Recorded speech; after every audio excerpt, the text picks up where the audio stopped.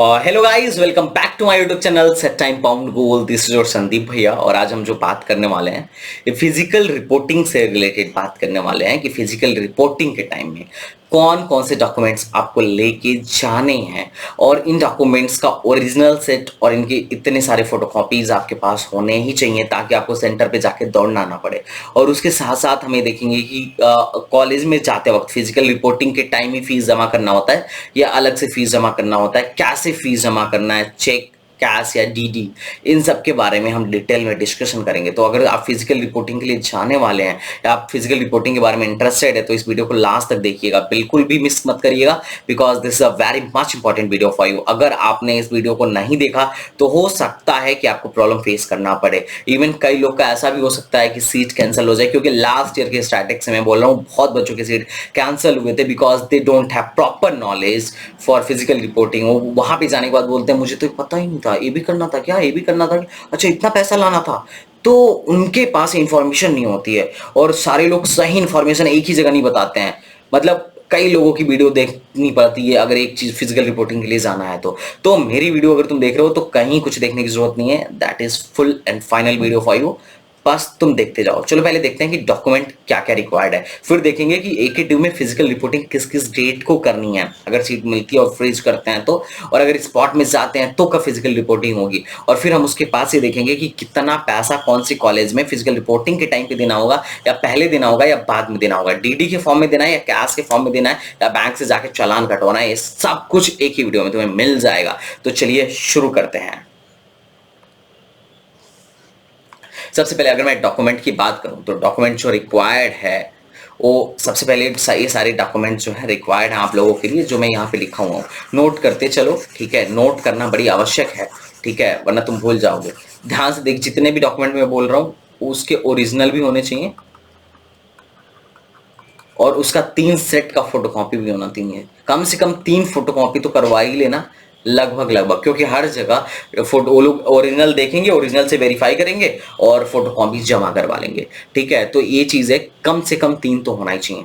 Okay, सबसे पहला आपका ना फोटो फोटो आपकी जो फोटो है जो जेईमेन के टाइम में आपने लगाया था, कम से कम 3 होना चाहिए। 3 से आप ज्यादा भी कर सकते हैं, 6 लेके भी जा सकते हैं, मैं तो 6 लेके गया था।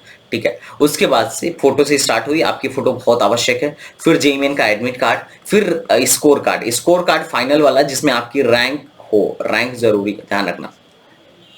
उसके बाद से अगर मैं बात करूं तो पेमेंट करने के बाद से आपको आपके डैशबोर्ड पर जब आप लॉग इन करोगे तो आपके डैशबोर्ड पर ना प्रोविजनल लेटर दिखेगा, मतलब ऑफर लेटर कि आपको एक कॉलेज मिला हुआ है और आपने सीट एक्सेप्ट करने के लिए 20,000 पे किया है, उस पर लिखा होगा। उसको तुम्हें डाउनलोड करके उसको भी लेके जाना है, इसको डाउनलोड करके उसको भी लेके जाना है। उसके बाद क्या करना है कि तुम्हें आधार कार्ड, ड्राइविंग लाइसेंस या कोई भी एक गवर्नमेंट का वैलिड आईडी प्रूफ लेके जाना है, चाहे तुम जहां के भी हो, कोई मतलब नहीं है। उसके बाद से डेट ऑफ बर्थ चेक करने के लिए 10th का सर्टिफिकेट जरूरी है, ओरिजिनल, और इसकी फोटोकॉपी जो 3 सेट बोला हूं कम से कम वो होना चाहिए।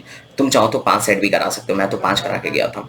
उसके बाद से 12th की मार्कशीट की अगर मैं बात करूं तो 12th की मार्कशीट ओरिजिनल फॉर्म में होनी चाहिए, ठीक है, और फोटोकॉपी एज वेल एज। उसके बाद से टीसी या माइग्रेशन जो कॉलेज प्रोवाइड करता है वो भी आपके पास होना चाहिए, ठीक है। उसके बाद से रिसिप्ट ऑफ ऑनलाइन पेमेंट, जब 20,000 आप सीट एक्सेप्ट करने के लिए पे कर रहोगे तो उसकी रिसिप्ट भी जरूरी है, वो भी लेके चलना है। आपने अगर ई चालान वगैरह कटवाया है, बैंक वगैरह से कटवाया, तो आप उसको लेके जा सकते हो, ठीक है।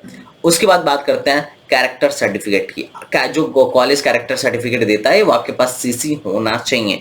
अगर मान लो टीसी और सीसी नहीं है तो क्या एडमिशन नहीं होगा? नहीं, तब भी एडमिशन होगा, ठीक है। अगर मेन डॉक्यूमेंट है और कुछ भी नहीं है तो भी एडमिशन हो जाता है, लेकिन फिर प्रॉब्लम होती है, दौड़ना भागना पड़ता है, 10 स्टैंडर्ड टेकिंग फॉर्म भरना पड़ता है, वो लोग डांट वाट सकते हैं तो सुनना पड़ता है कि तुम्हें पता ही नहीं है, इंजीनियर बनने वाले हो, वेबसाइट पे सारा कुछ अपलोडेड है और तुम्हें आइडिया नहीं है क्या लेके जाना है क्या नहीं लेके जाना है। तो अगर कोई बोल रहा है तो अच्छा नहीं लगता ना, मतलब, है ना, स्वाभिमान को ठेस पहुंचता है कि ऐसा लग रहा है जैसे एहसान कर रहे हैं। तो ये चीज है। तो उसके बाद से अगर आप यूपी से हैं और अगर आप तो आपको डोमिसाइल सर्टिफिकेट लेके जाना है ना। अगर आप यूपी से हैं तो जो आपने डोमिसाइल लगाया था उसका ओरिजिनल लेके जाना है, ठीक है। कैटेगरी सर्टिफिकेट आपका 1 अप्रैल के बाद का होना चाहिए। जनरल वालों को कैटेगरी सर्टिफिकेट की नीड नहीं है, लेकिन अगर आप AWS से हैं या OBC हैं, SC हैं, ST हैं, तो category certificate is important for you. अगर नहीं लेके जाओगे तो तुम्हारी सीट कैंसिल हो जाएगी। और ध्यान रखना, कैटेगरी सर्टिफिकेट OBC वालों की यूपी गवर्नमेंट वाली होनी चाहिए, सेंट्रल वाली नहीं चलेंगी है। सब कैटेगरी सर्टिफिकेट की बात करें तो अगर आपको हैंडीकैप्ड या आर्म फोर्सेस या फ्रीडम फाइटर या किसी भी सब कैटेगरी की सीट है तो आपके पास ये सब कैटेगरी सर्टिफिकेट होना चाहिए। It's important. अगर आप इनमें से कोई हो तो ये भी बनवा के लेके चलना, ओरिजिनल वाला। उसके बाद से इनकम सर्टिफिकेट मस्ट है। अगर आपने FW सीट पे यस किया था तो इनकम सर्टिफिकेट लेके जाना, और अगर आपको FW सीट नहीं चाहिए तो income certificate is not mandatory. अब इसके बाद से हेल्थ सर्टिफिकेट, उसके बाद से बात करते हैं हेल्थ सर्टिफिकेट। एक नंबर और बढ़ा लो, 16 में हेल्थ सर्टिफिकेट। ठीक है, हेल्थ सर्टिफिकेट। तो हेल्थ सर्टिफिकेट जो है वो तुमको क्या करवाना है कि अपने वहां से बनवा लेना है। अपने जो भी तुम्हारा गवर्नमेंट हॉस्पिटल है, तुम्हारे यहाँ का डिस्ट्रिक्ट हॉस्पिटल है, वहां पे जाओ और आज ही बनवा के रख लो। हेल्थ सर्टिफिकेट में बिल्कुल भी वो मत करना। और अगर उसके बाद से मैं बात करूं तो अगर तुमने एक गैप किया है तो गैप सर्टिफिकेट जरूर बनवाना। हेल्थ सर्टिफिकेट का फॉर्मेट हम नीचे डाल देंगे, और अगर तुमने गैप किया है तो गैप सर्टिफिकेट का भी फॉर्मेट हम नीचे डाल देंगे। ठीक है, अगर 1 साल या 2 साल का गैप है तो गैप सर्टिफिकेट बनवा लो। और ना 100 रुपए, मतलब 60 रुपए से ज्यादा मत देना। 60 रुपए से लेके 100 रुपए ज्यादा लगेगा। हालांकि वकील तो बहुत वो करते हैं, कचहरी से बन जाती है। किसी भी वकील को पकड़ना, बोलना गैप सर्टिफिकेट बनाना है, हमारा यहाँ पे एडमिशन हो रहा है, उस कॉलेज के नाम से बन जाता है। ज्यादा 100 रुपए देना, उससे ज्यादा मत देना, मांगते बहुत ज्यादा हैं। ठीक है, तो ये सारी चीज ना आपको लेके जाना है। ठीक है, तो अब बात कर लेते हैं कि फिजिकल रिपोर्टिंग के लिए जाना कब है। तो देखो गाइज, मैं बताता हूँ फिजिकल रिपोर्टिंग के लिए जाना कब है। यहाँ पे अगर तुम इनके यहाँ पर जाओ, वेबसाइट पर जाओ, तो तुम यहाँ पे देखोगे BARC और BTech का जो फिजिकल रिपोर्टिंग है, पहली फिजिकल रिपोर्टिंग तुम्हारी 1 तारीख को ही होने वाली है। तो 1 तारीख 1 से 4 के बीच में होगी। तो जो लोग पहले राउंड, सेकंड राउंड या थर्ड राउंड में सीट फ्रीज कर रहे हैं, उनको 1 से 4 के बीच में जाके फिजिकल रिपोर्टिंग करा लेनी है। अगर आप नहीं गए तो आपकी सीट कैंसिल हो जाएगी and no refund will be provided for whatever reason. ध्यान रखना। उसके बाद से अगर चौथे में आपको सीट अलॉट होती है तो उसके बाद फ्रीज करने पर, ठीक है ध्यान रखना, ओनली फॉर फ्रीज कैंडिडेट है, जो लोग फ्लोट कर रहे हैं उनका नहीं। Freeze candidate, physical reporting of freeze candidate जो है 7 से 9 के बीच में आपको फिजिकल रिपोर्टिंग करनी है। ठीक है, उसके बाद से इंटरनल स्लाइडिंग में जो पार्ट कर रहा है तो इंटरनल स्लाइडिंग होगी, है ना, 7 से 11 के बीच में इंटरनल स्लाइडिंग होगी, और फिर स्पॉट की काउंसलिंग होगी। और जिनको स्पॉट में कॉलेज मिलेगा उनको जो है फिजिकल रिपोर्टिंग 25 तारीख को करनी है।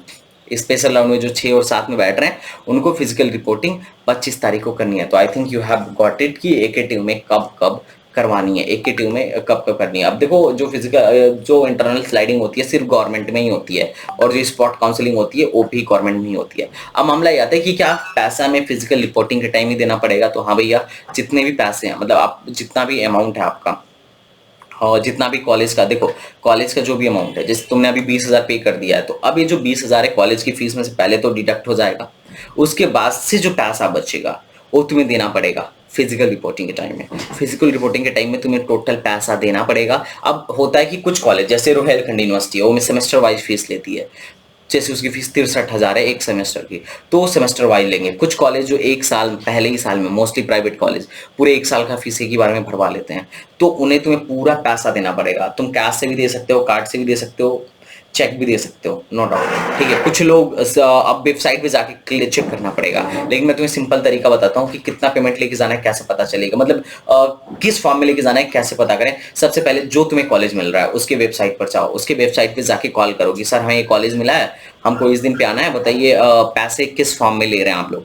तो एकदम बढ़िया से बता देंगे, क्योंकि उन्हें तो चाहिए कि आए बच्चे आए, पैसे आए। तो वो लोग कॉल भी उठा लेंगे और वो लोग बता भी देंगे। अगर कॉल नहीं उठा रहे तो मेल कर देना 1 दिन पहले, 1 दिन में मतलब 24 घंटे के अंदर रिप्लाई आ जाता है मोस्टली। प्राइवेट में, गवर्नमेंट वाले थोड़ा सा समझ ही रहो। तो एक कुल मिला जुला के ये वाला मामला रहता है। तो कॉलेज से तुम डायरेक्ट कांटेक्ट कर लेना, इधर उधर भागने और देखने के बजाय। ठीक है, फीस स्ट्रक्चर सारे प्राइवेट कॉलेज और गवर्नमेंट कॉलेज का मैंने वेबसाइट पे अपलोड कर दिया है। तो आई होप कि फिजिकल रिपोर्टिंग से रिलेटेड सारे डाउट्स क्लियर हो गए होंगे। अगर कोई मैंने पॉइंट मिस किया है तो तुम कमेंट बॉक्स में बताना, अगली बार मैं उसको जरूर मेंशन करूंगा। चलो मिलता है नेक्स्ट वीडियो में, तो तक के लिए बाय बाय, टाटा एंड जय हिंद।